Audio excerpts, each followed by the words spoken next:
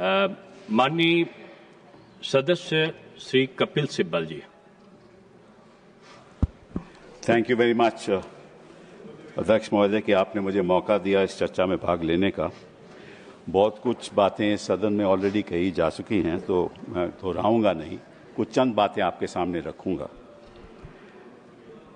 पहली तो बात यह है कि जो वंदे मातरम का हिस्टोरिकल कॉन्टेक्स्ट है उसको हमें समझने की ज़रूरत है। आनंद मठ लिखा क्यों गया था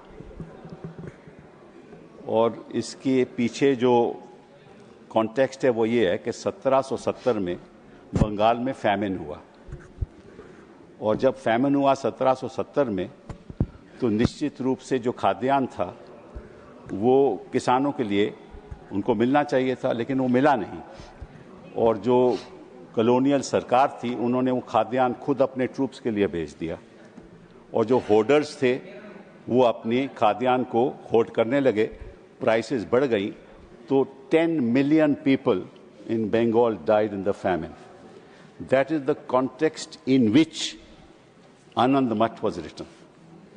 And what Anand Math says is the following, कि उस समय क्या हुआ कि एक सन्यासी का रिबेलियन हुआ, और शांति एक सन्यासन थी जिसका पति उसको छोड़ के चले गया था उसकी कॉलोनियल पावर्स को का सामना करने के लिए, और जान देने को तैयार था।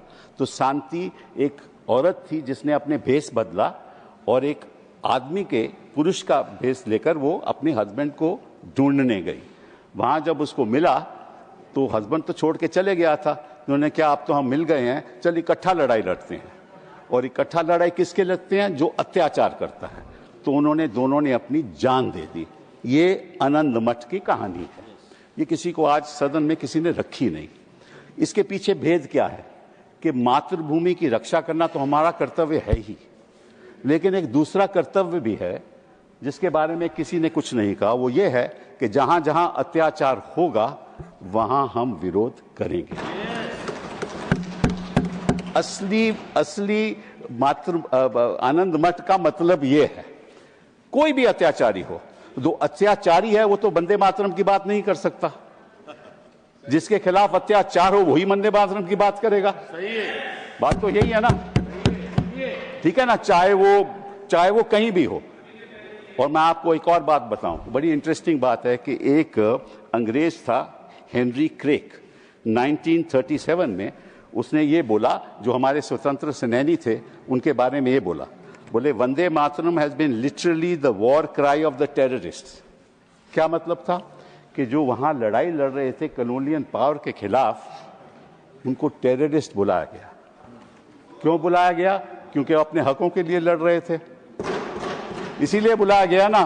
तो आजकल के जो हमारे छात्र हैं वो टेररिस्ट हो गए हैं, हमारे जर्नलिस्ट हैं वो टेररिस्ट हो गए हैं, उनके खिलाफ यूएपीए ये चीजें लग रही हैं ना।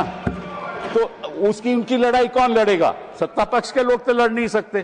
तो जो अचंभे की बात यह है कि ये वंदे मातरम की बात करते हैं जब हमें वंदे मातरम की बात करनी चाहिए। वंदे मातरम तो हमें चिल्लाना चाहिए ना।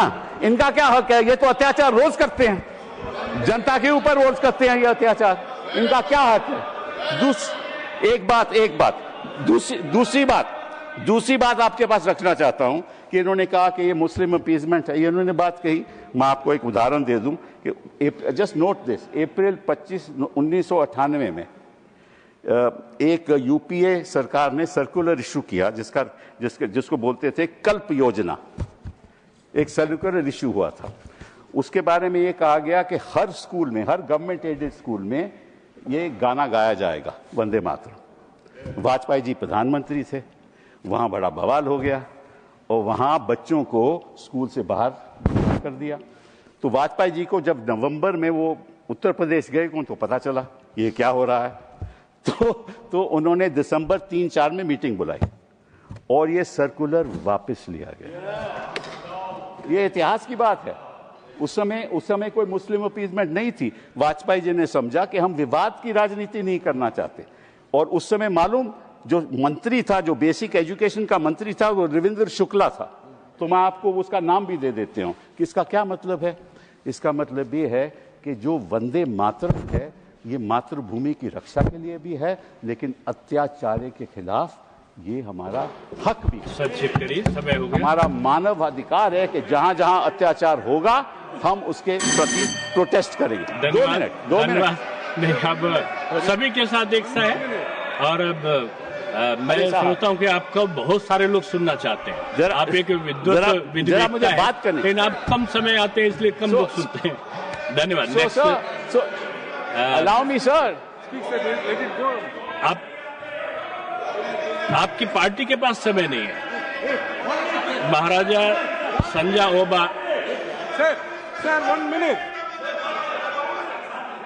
1 मिनट में बात कीजिए। 1 minute. 1 minute. Just 1 minute. 1 minute.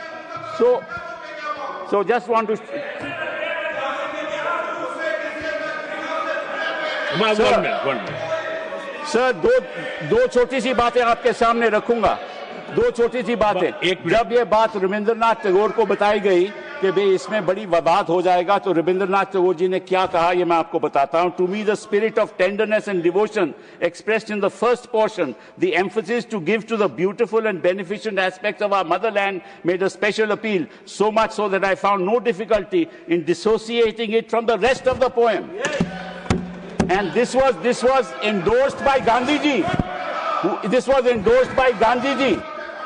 This was endorsed by Gandhi ji.